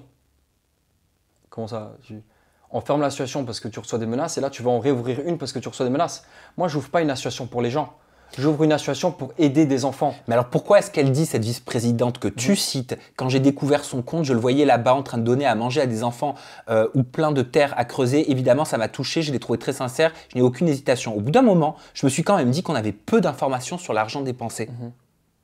C'est elle qui le dit. Ouais, c'est elle qui le dit, mais tu sais, Sam, ça a été amicalement. Tu sais, elle sait vraiment ce que j'ai fait sur le terrain. Elle sait vraiment ce que j'ai subi sur le terrain. Mais elle porte plainte contre toi. Dylan. Je lui en veux même pas, Sam. Tu te rends compte que je lui en veux pas? Je lui en veux pas. Elle se met à l'abri. C'est le nom de ses sociétés sans sortie, le nom de ses enfants, de son mari. Elle se met à l'abri. Sa plainte, elle est bidon. Mais à l'abri de quoi? Mais à l'abri que si jamais il y a des... T'as pas vu les collectifs, tout ce qu'ils disent? Ouais, elle va aller en prison, on va les choper, on va les sortir. Gwendoline de l'association Téléa, elle a été menacée aussi. Elle a une société, elle est connue, elle a été menacée de tout. Et elle n'a pas craqué, elle me soutient toujours parce qu'elle m'a vu sur le terrain. Tu sais, moi, je donne ma vie pour n'importe quel enfant, Sam. Je bouge vraiment sur le terrain. Sandra, elle sait que j'ai risqué ma vie à plusieurs reprises sur le terrain. Elle le sait. Elle le sait, elle sait tout ce que je faisais. Mais pourquoi porte-t-elle plainte contre toi? Regarde. Et pourquoi dit-elle qu'elle se demande où passer l'argent elle-même, vice-présidente, trésorière? Elle se dédouane de tout. Ah, je ne sais pas où il était l'argent, c'est Dylan. Moi, j'essaie de démêler le vrai du faux, hein, Dylan. Bien sûr. Compris. Est-ce qu'elle se dédouane de tout parce qu'elles savent qu'il y a eu des choses pas nettes? C'est une question. Non, elle sait tout. Sandra, elle sait tout. Tu sais, elle avait mon compte bancaire, elle avait mes comptes, elle avait ma carte d'identité, elle avait tout. Tout. Elle signait même à ma place. Elle avait tout. Je lui faisais confiance comme si c'était ma mère. Alors, ok. Vous avez dissous cette association. On est d'accord. Elle, en portant plainte, elle se dédouane. C'est pas moi, c'est Dylan. J'ai porté plainte, regardez. Elle a peur de quoi dans ce cas? 7 ans de prison et 750 000 € d'amende? Bah, elle a peur. Tu sais, c'est une femme, elle a une entreprise, elle a des enfants, elle a un mari. Elle n'est pas prête à être insultée, menacée. Mais pourquoi avoir peur quand on fait les choses de façon réglo? Si les choses, elles ont été faites de façon réglo. Déjà, est-ce qu'il y avait un comptable? Tu comprends? Oui, c'était la vice-présidente. Trésorière, c'est différent. Ouais. Parce que passer 153 000 €, un comptable et des bilans sont obligatoires. À ce jour, Dylan, il n'y a pas de bilan. Elle a fermé l'association exprès avant les 1 an. Ok. Et qu'est-ce qui devient l'argent qu'il y avait dans ces cagnottes? L'argent, il a été clairement dépensé, Sam. Je crois qu'il me reste quand même 10 000 €, un truc comme ça, que je dois faire des puits avec. Alors, selon le collectif AVI, il y a beaucoup plus que 10 000 €. Ouais, mais le collectif AVI, c'est qui, Sam? Tu parles du mec avec la cagoule qui est venu chez toi? C'est ça, le collectif AVI? Alors, c'est parce qu'il veut pas se montrer. Je te dis ce qu'il a expliqué. Mais il veut pas se montrer parce que c'est qui, ce mec-là? C'est un ancien tôlard et son meilleur ami, c'est un vendeur de drogue. Ça veut dire que toi, tu es en train de me dire que ce collectif AVI, qui vient avec une cagoule ici, et que son meilleur ami, c'est un vendeur de drogue, c'est lui qui dit ça sur moi? Est-ce que lui, il était à Madagascar avec moi quand je nourrissais ses enfants qui étaient en train de mourir pendant 90 jours? Est-ce qu'il était là? Est-ce que tu peux vraiment dire que j'ai dépensé 20 000 € en 90 jours? C'est quoi 158 000 €? Moi, je dis rien. Sam? Moi, je cherche à comprendre. Sam, c'est quoi 158 000 € dans le 4e pays le plus pauvre du monde? Tiens, regarde pendant ça. 90 jours. Ça, ce sont tes statuts. Ouais. De ton association pour nos enfants. Ouais, je dois faire quoi, le lire? Non. Ah, okay. Voilà, en cas de clôture, le solde doit être reversé à une autre association et tu dois nommer un liquidateur. Qui est le liquidateur? C'est quoi le liquidateur? Je sais Tu pas. es censé le savoir. Ok, mais je le sais pas, désolé. C'est une personne qui va faire une sorte de bilan final, dire combien il reste, etc., les actifs, en positif, etc. Est-ce que tu as nommé un liquidateur? C'est la vice-présidente, c'est elle qui gérait tout ça. Bah, c'est ta propre association et c'est l'article 17 de ta propre association en cas de dissolution. Ouais, c'est ça. Je pense que j'aurais jamais dû ouvrir d'association et le faire comme ça, je pense. La vraie raison, c'est ça. Ça veut dire qu'en fait, tu sais, il est légal de faire des cagnottes. Tu sais que c'est légal. Demain, si je veux, je fais une cagnotte pour m'acheter une télé ou soigner mon chien qui est malade. C'est légal. C'est pas illégal de faire des cagnottes. Oui, par contre, on doit le mettre dans la feuille d'imposition et passer un certain montant que toi, tu as dépassé. Il doit y avoir un comptable et des bilans et ça doit être très strict. C'est très strict et très réglo. Quand tu es français. Je regrette pas parce que ça m'a permis d'aider énormément d'enfants. T'as vu? Et moi, Sam, ce qui est compliqué avec les bilans, c'est qu'il fallait des factures. Il fallait des factures. Mais c'est pareil pour tout le monde. Hein. J'ai arrêté la télé-réalité.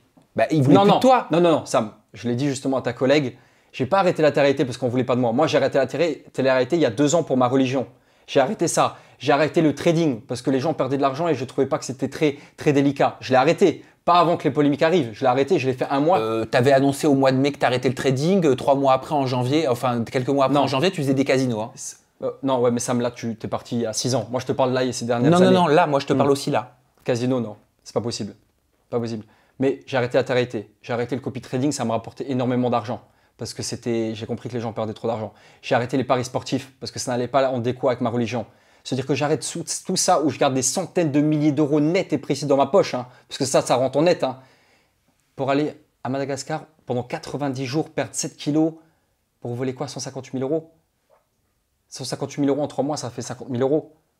C'est-à-dire que j'arrête de gagner des centaines de milliers d'euros pour aller voler des cagnottes. C'est ça que tu es en train de me dire? C'est vraiment ça qui se dit sur moi? Non, moi, je te pose des questions, Dylan. Parce que j'ai étudié ce sujet et il y a des questions qui sont en suspens. Maintenant, je vais te dire pourquoi je suis venu ici. Tu sais pourquoi je suis venu ici? Parce que quand je pars en Palestine et que je suis face à une école et que je ne peux pas la construire parce qu'on me fait sauter mes cagnottes et que je suis là comme un con devant une école que je ne peux rien faire pour, Parce que moi, je mets ma vie de côté. Tu sais, quand je pars en voyage humanitaire pendant 3 mois, je mets ma vie de côté, ma santé de côté, ma famille de côté et mon argent de côté, j'en gagne pas du tout. Et que je vais en Palestine pour aider des enfants et que je peux pas le faire parce que malheureusement, je suis pas milliardaire. Je gagne de l'argent, j'en ai bien gagné, mais je peux pas à chaque voyage humanitaire gaspiller 100 000 euros. Et que je suis face à une école comme ça, comme un teubé, et que je peux rien faire pour cette école, ouais, ça me fout la haine. Vraiment, ça me fout la haine. Et tu sais, je vais te dire, et les criminels dans cette histoire, c'est eux. Parce que c'est eux qui m'empêchent de nourrir des enfants. T'as vu, moi, mon combat, il est juste. Je vais sur le terrain. Je montre un maximum que je peux, mais je peux montrer que 20%. Il y a 80%, tu sais, des vies, j'en ai réellement sauvé. Et eux, ils m'empêchent, Sam, ils m'empêchent d'aider ces enfants. Tu te rends compte de la dinguerie? C'est grave, Sam. Moi, c'est un truc qui me tient à cœur. Je comprends. J'étais tellement bien parti. Cette association, elle aurait pu être mondialement connue. Regarde, j'ai récolté 158 000 le premier, le deuxième 100 000. J'aurais pu récolter le prochain 300 000. J'aurais pu faire énormément de choses. Et là, on m'a bloqué. Et on m'empêche de sauver des enfants. Comme je le dis, le pain, il ne m'empêche pas de manger du pain à moi. Ils empêchent de donner du pain à ces enfants-là. Dylan, troisième cagnotte, 8 000 et quelques euros. Pourquoi tu continues de faire la promotion de cette cagnotte alors que ton association est dissoute? J'ai décidé. Pourquoi? D'abord, c'est interdit. Pourquoi faire la promotion d'une cagnotte dont l'association est dissoute? Où va cet argent? Quand je crois que j'ouvre, je crois qu'à 2 jours près, il y a un truc comme ça. Je n'ai même pas regardé les dates, tu sais, moi je suis... Je peux te les redonner, je vais les retrouver. En fait, j'ouvre la cagnotte et 3 jours après, elle est dissoute, mais la cagnotte, elle est toujours ouverte. C'est ça l'histoire. Et je récolte, je crois, 8 000 euros. Mais Sam, je fais 4 voyages par an. 4 voyages par an, c'est énorme, personne ne fait ça. Mais une cagnotte, c'est pour un voyage. C'est comme quand tu ouvres une cagnotte et qu'après, pour le combat de boxe, tu te fais une luxation, tu te déboîtes l'épaule. Ouais. La cagnotte qui va pour Madagascar, les gens ont donné pour Madagascar, tu peux pas l'attribuer à la Palestine après. En fait, ça a été l'inverse. En fait, j'avais ouvert une cagnotte pour la Palestine. Et en fait, vu que je me suis déboîté l'épaule, j'ai changé. Ouais, mais t'imagines, moi, je donne pour la Palestine et finalement, mon argent, il va à Madagascar. Vrai, je vais te dire, moi, j'ai pas de drapeau, pas de couleur et pas d'origine. Moi, quand tu donnes pour un humain, tu donnes pour un humain. Quelqu'un, toi, si demain, tu me donnes 20 euros, en vrai de vrai, Sam, les gens, ils donnent 20 euros pour un enfant ou une personne. Ils donnent pas pour une race ou un pays. Moi, quand j'ai changé de la Palestine... Il y a des règles, Dylan. Je sais, mais quand on une cagnotte pour un pays, c'est pour un pays, c'est pour une œuvre. Mais ça a été, le pays a été changé. Mais la raison et les dons n'ont pas été changés. Tu donnes 100 euros pour un humain, ça va aller à un humain. On s'en fout qu'il soit de la Palestine, de Madagascar ou du Sénégal. Enfin, moi, je raisonne comme ça. Mais je sais que ça a été mal interprété, le fait que j'ai changé de pays. Mais je l'ai fait parce que je me suis déboîté l'épaule. Je voulais pas aller en Palestine avec une épaule déboîtée. Et qu'est-ce qu'ils sont devenus, ces 8 000 et quelques euros? En fait, ils ont fait sauter la cagnotte.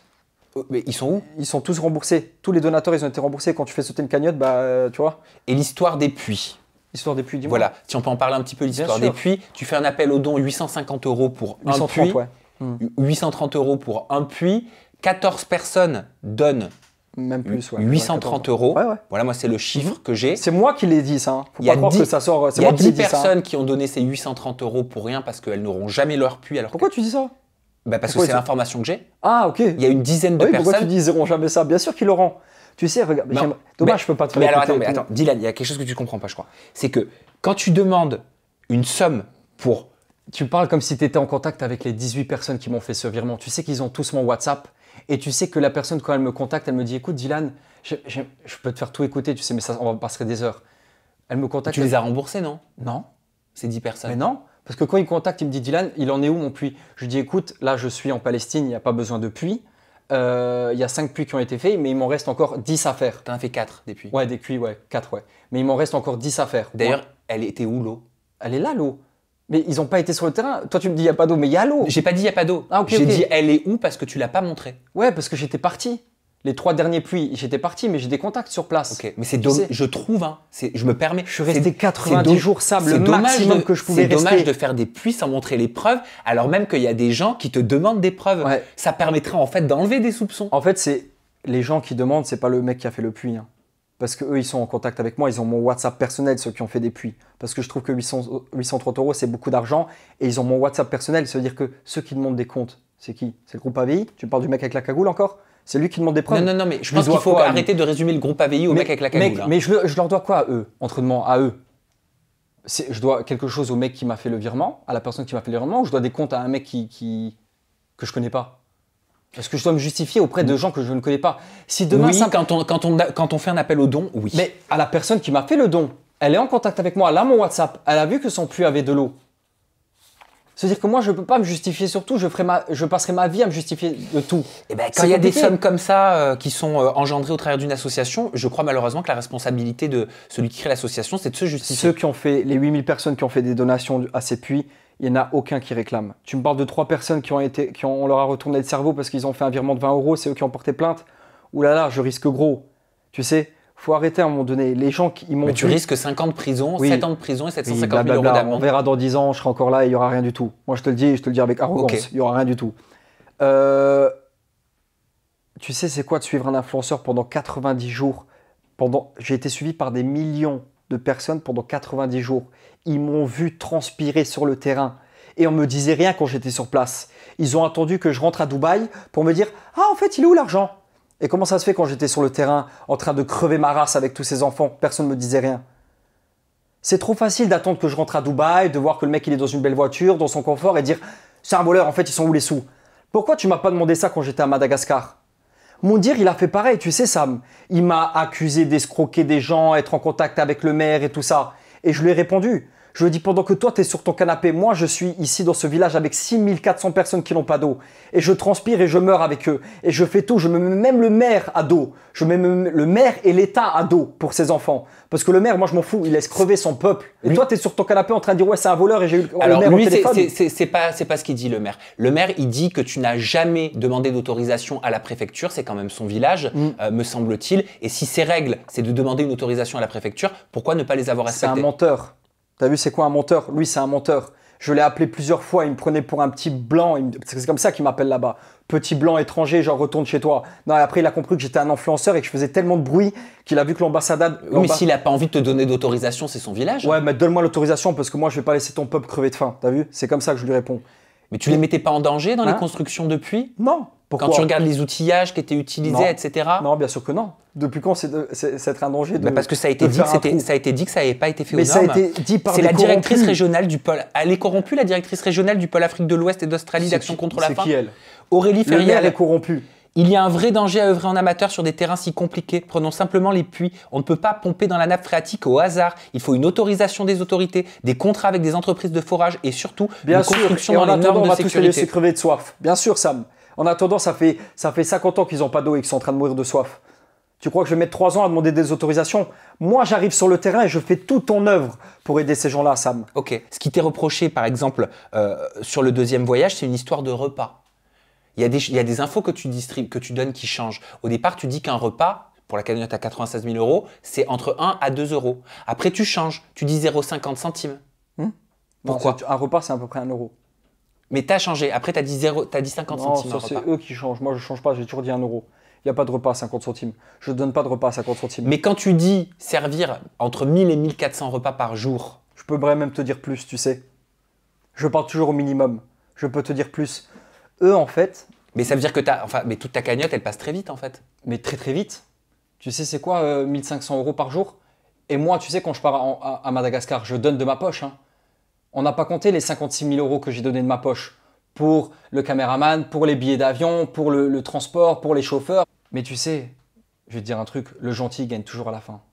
Tu sais, regarde, je suis encore là, 7 ans après, on parle toujours de moi. Et pourtant, j'en suis dans des belles sauces. Hein. C'est vraiment des sauces bien épicées. Hein. Et pourtant, je suis toujours là.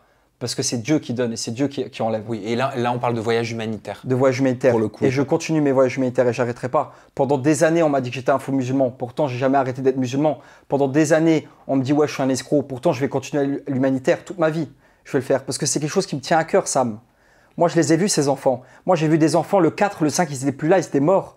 Pareil pour des personnes âgées et tout ça. Et je sais et je comprends ton point de vue. Mais quand vous m'empêchez et que vous me salissez... Ah, moi, j'empêche personne, j'ai rien fait, moi. Non, je dis pas vous. Quand certains me salissent et m'empêchent d'aider des gens, ils font en sorte que des gens meurent. C'est très, très grave, Sam. C'est très, très, très grave. Est-ce que je peux te poser quelques questions? Tu peux répondre du tac au tac comme ça? Ouais, bien sûr. Ok? Ouais. Pourquoi sur beaucoup de vidéos, on voit par exemple que du riz dans les assiettes? Où est la viande, où sont les légumes? Il y a beaucoup de viande et beaucoup de légumes. On ne donne jamais que du riz. Je pense que vous voyez mal. Il faut vraiment ouvrir les yeux. Hein. Pourtant, j'ai des lunettes. Non, je parle pas de toi. Je parle de ce qui se dit. Qui préparait les repas pour 1000 enfants? C'est une logistique. C'est des bénévoles qui étaient sur place de Madagascar. Parce que sur tes vidéos, on voit jusqu'à 3 femmes maximum avec 5 gamelles de 10 kilos et 3 barbecues pour nourrir 1000 à 1400 enfants. Tu vois pas tout, mais c'est des bacs en plastique énormes comme ça. et il y en a peut-être 14. Eh ben, je vais te dire, moi je trouve dommage dans ce cas, si je suis ton discours, que tout ce que tu fasses soit entaché juste pour une histoire de documents qui sont pourtant obligatoires, qui devraient être là, et que s'ils étaient là, ben en fait, tu subirais pas, entre guillemets, tout ça. Si j'avais fait ça, je subirais pas tout ça, et si j'avais caché le montant des cagnottes. Parce qu'en fait, quand quelqu'un il gagne 2000 euros, et il voit 158 000 euros, et en plus il est haineux, hein, parce que on parle toujours des haineux, on parle pas des gens normaux qui soutiennent la cause ou qui sont... Je disais quoi? C'était quoi la question? Que c'est dommage qu'il n'y ait pas les documents, quoi. C'est dommage, ouais. Malheureusement, je gère pas la paperasse. Je sais, c'est dommage, je le sais. J'avais une vice-présidente qui était engagée pour ça. Qu'est-ce que tu vas faire par rapport à tout ça? Comment tu appréhendes s'il y a une enquête en cours, un procès? J'ai envie de te le dire, mais on va me dire que je suis arrogant ou autre. Il n'y aura rien, Sam. Il n'y aura rien. Et eux, ils vont continuer, le AVI, ils vont continuer. Du coup, là, je leur ai donné du pain, ils vont continuer. J'ai cité leur nom, ils sont contents. Il n'y aura rien. Il n'y aura rien, Sam. On se revoit dans combien de temps? 6 mois? 1 an? 2 ans? Il n'y aura rien. Je te le dis clairement, il n'y aura rien. Parce que moi, quand je donne des preuves, ou que je sors, ou que je suis devant l'avocat, il est clair. Tu vois, il n'y a rien. J'ai même pas été voir mon avocat, mais voilà. Bah, montre-les les preuves. Ouais. Montre-les. J'aimerais te parler de comportements aussi, en télé-réalité notamment, qui t'ont été ça fait 2 ans que je fais plus de télé. reprochés. Hein. Vas-y. Je voulais savoir si tu étais un chameau, Dylan. Un chameau? Oui. À ce qui paraît, je bouffe du caca de chameau. Ah non, je faisais pas référence le chameau, à ça. C'est pas le chameau qui crache, c'est le lama, non, qui crache. Ah, c'est le lama. Merci. Bon, hein. Merci de m'avoir repris. Ça t'a été beaucoup reproché, une séquence dans la bataille des couples 2. C'est ce que tu crois. T'as craché sur Mélanie. Bah. J'ai eu 60% des gens qui étaient avec moi et 40% qui étaient contre. Quand quelqu'un te traite de chien devant ta femme, elle te dit « Ouais, c'est ton chien à côté de toi ». Je la regarde, je dis « Ah ouais, je suis un chien ». Ok, je dis rien. Et après, elle dit à Fidji encore une fois, ouais, c'est ton. Et Fidji, elle lui dit, ouais, c'est toi, tu devrais t'occuper de ton gars à côté de toi. Elle dit, ouais, mon gars, c'est un chien, mais c'est un pur race. Toi, c'est un chien, mais c'est un bâtard. Ça passe pas. Et donc, tu craches au visage de Mélanie Dedicama. Traite-moi de chien, tu vas voir ce que je te fais. Espèce de chien. Non, mais. Bah, non. Il est où le crachat? Non, mais voilà, traite-moi de chien, tu vas voir ce que je te fais. Moi je me respecte. Moi, je suis quelqu'un qui me respecte et je respecte les gens, normalement. Mais tu ne me traites pas de chien. Et beaucoup d'hommes et beaucoup de femmes, et plus que ce que tu crois, ils auraient fait pire que ce que j'ai fait. Et Wafa, elle avait fait quoi pour que tu lui craches, selon ses dires, au visage, à l'époque où vous étiez en agence, selon ses dires, j'ai dit, en agence chez We Evans. Regarde. Donc oui, j'avais rendez-vous dans mon agence, voilà. Et malheureusement, dans les locaux, il y avait Dylan et Fidji. Et donc, quand j'ai croisé Dylan et Fidji, j'ai dit, bah, maintenant que je suis devant toi, si tu as quelque chose à me dire, dis-le-moi. Encore une fois, preuve que je ne suis pas hypocrite. Il m'a craché à la gueule et il m'a dit, ferme ta gueule, grosse. Craché au sens figuré? Non, il a craché un molar dans mon visage. Et là, c'est une femme. On ne frappe pas les femmes et j'ai jamais été violent avec les femmes. Mais quand une femme qui a fait de la boxe taille qui vient face à toi parce qu'on dirait qu'elle veut te fracasser et la vidéo elle est sortie et tout le monde l'a vue. Ah, une bouche comme ça, maintenant je suis là. Ferme ta gueule, ferme ta gueule.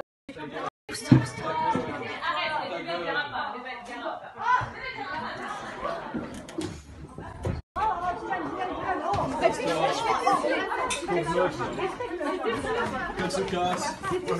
Allô, casse-toi, ça. Ta gueule, toi. Ta gueule, c'est qui parle. Ta gueule. Bah, la seule chose que j'ai à faire quand elle me dit ouais, qu'est-ce qu'il y a maintenant, tu veux faire quoi? Bah, je te crache à la gueule. Ça se fait pas, mais je vais pas non plus me faire défoncer la gueule par une femme. Tu vois? C'est drôle parce que l'égalité homme-femme, c'est toujours quand ça les arrange. Hein? C'est vrai, hein? Et il y a Mélanie ORL aussi. Je voulais avoir un petit mot. Je ne vais jamais cracher dessus. Là-dessus. Comme ça, tu sais. Elle avait dit en parlant de toi, c'est le genre d'homme qui arrive à t'influencer. Il voulait que j'enlève mes extensions de cils, que je me maquille moins, que je coupe mes ongles. Il me jugeait sur ma tenue, que c'était pas joli, que c'était court. En fait, c'est le genre d'hommes qui sont très je m'en foutistes. Je m'en fous de tout. Il arrive à t'influencer, en fait. Il arrive à à te dire mais ce sera mieux comme ça fait vieille meuf, ce sera mieux comme si, arrête de faire ça parce que ça sert à rien, c'est pas bon pour ta santé et tout. Mais en fait, tu te dis, en fait lui il va te faire croire que c'est pour ton bien. Il te le faisait? Il a commencé à me le faire, ouais. De quelle façon? Sur En la te parlant villa. de quoi? Alors moi, il voulait que j'enlève mes extensions de cils, que je me maquille moins, que je coupe mes ongles. Des fois, il me jugeait aussi sur ma tenue. C'est-à-dire? Que c'était pas forcément joli, ou alors que c'était court, ou alors, tu vois. Je vais te parler. Ouais. Moi, je suis musulman. J'étais en couple avec elle, et même si je n'étais pas musulman, on s'en fout. Mais j'étais en couple avec elle dans la villa des cœurs brisés. Elle venait avec un débardeur blanc où on voyait ses tétons. Je dis, écoute, maladie, je suis ton gars. T'as vu, j'ai pas envie que toute la France y voie tes tétons. Et j'ai pas envie de te tenir la main quand t'es comme ça, presque dénudé, devant toute la France. Alors si tu peux juste aller te changer, ça serait sympa pour moi. Peut-être que toi, tu le prends mal, mais crois-moi qu'il y a des millions de personnes qui parleraient comme moi. Moi, ma femme, je veux pas qu'elle soit dénudée face à des millions de personnes. Je préfère d'ailleurs qu'elle soit habillée. Elle avait parlé aussi d'une vidéo que tu avais prise à son insu pendant un tournage, pendant qu'elle aurait été en train de fumer un joint. Voilà. Et elle disait qu'elle était très triste parce que vous étiez censé vous aimer à ce moment-là et que toi, pendant ce temps, t'emmagasinais des vidéos au cas où que ça se passe mal pour après parce que je connais le milieu, je sais où j'ai mis les pieds. C'est un vrai milieu de requins. T'as vu, heureusement que des fois on a des vidéos, comme en Turquie. Heureusement que j'avais des vidéos pour prouver qu'ils voulaient m'escroquer, ces mecs-là. Et en fait, quand elle m'accuse d'être méchant, oui Mélanie, je veux que tu arrêtes la drogue. Oui Mélanie, j'aimerais que tu te rhabilles un peu mieux. Oui Mélanie, t'es belle au naturel, t'as pas besoin de mettre des ongles qui touchent le ciel. Oui, c'est vrai. Ouais, c'est vrai. Et j'ai aucune gêne à le dire. Moi, la femme, je l'aime au naturel. Est-ce que tu es un mec sexiste, misogyne, comme on peut le lire dans certains médias? On peut m'appeler comme on veut, mais moi, la femme, je l'aime au naturel. Et pour son bien, je veux qu'elle arrête la drogue. Oui, parce que c'est quelque chose qui n'est pas bien. Mais est-ce que tu peux avoir des comportements ou des déclarations sexistes ou misogynes comme le pointent du doigt certains médias et beaucoup de candidats dans le milieu? Tous ces médias qui parlent de moi, ils ne me connaissent pas. Et les candidats qui ont tourné avec toi? Et Kéline qui dit que tu l'as virée en plein milieu de la nuit, à 1h du matin. Tu sais ce qu'elle avait fait? Elle avait ramené son ex chez moi. Tu aurais fait quoi, toi, à ma place? Tu aurais gardé chez toi avec ton ex? Alors bien sûr, je l'ai virée de chez moi. Et je le regrette pas. Elle ramène son ex chez moi alors que j'ai des sentiments pour elle. Toi, ton ex, il vient chez toi, hein. Ton ex, tu ne le mets pas dehors les deux? Je pense que si. Et 100% des gens aussi. C'est-à-dire que on me taque, mais quand ils ont les deux versions, ils se retournent avec moi. Ok. Pour finir, Dylan, j'ai envie de te poser cette question-là. Elle est vraiment sans aucun jugement, mais j'ai envie de te la poser. Ok? Vas-y. Pourquoi tu es le candidat jugé par beaucoup, ou l'influenceur jugé par beaucoup, le plus détestable? Tu veux que je te le dise? Ouais. Parce que mon image, elle est toujours redorée par rapport à mes belles actions. Et c'est normal. Tu sais, quand je fais une belle action, quand je suis avec ma mère, quand je réalise les rêves de ma mère, de la ramener à la Mecque, quand je prends une famille du Mali et que je ramène 10 personnes à la Mecque, quand je fais des voyages humanitaires où je risque ma vie, où je peux mourir et tout ça, mon image, elle est redorée. Parce que les gens, ils disent, wow, c'est beau ce qu'il fait Dylan, c'est vraiment bien, je le respecte, je l'aime beaucoup. Et du coup, j'engage une communauté derrière ça. Et bien les gens, ils veulent toujours redétruire ça. On veut redétruire ça. Alors que quelqu'un qui est comme ça, qui est escroc toute l'année, c'est un mec qui... Il y en a, hein, c'est des escrocs toute l'année. On s'en fout de lui. On s'en fout. Pas besoin de l'attaquer. De toute façon, il a une image de merde. Mais moi, à chaque fois, j'ai une belle image et j'ai une vraie communauté. Et tu sais, quand tu mets Dylan Thierry, et ben, automatiquement, ça crée des clics. Je t'apprends rien. Quand le Parisien, il me fait un article sur Dylan Thierry et que c'est relié 80 000 fois, et quand il parle de la voiture qui a fait un accident et c'est relié 10 fois, les articles sur Dylan Thierry sont plus intéressants. Mais ouais, c'est vrai que je suis Et après, ce que j'ai toujours dit aussi, c'est que je suis une proie très facilement attaquable. Déjà parce que j'ai une grande gueule. De deux, je ne suis pas homosexuel, je ne suis pas noir, je ne suis pas chinois, je ne suis pas une femme. Du coup, je suis une proie très facile.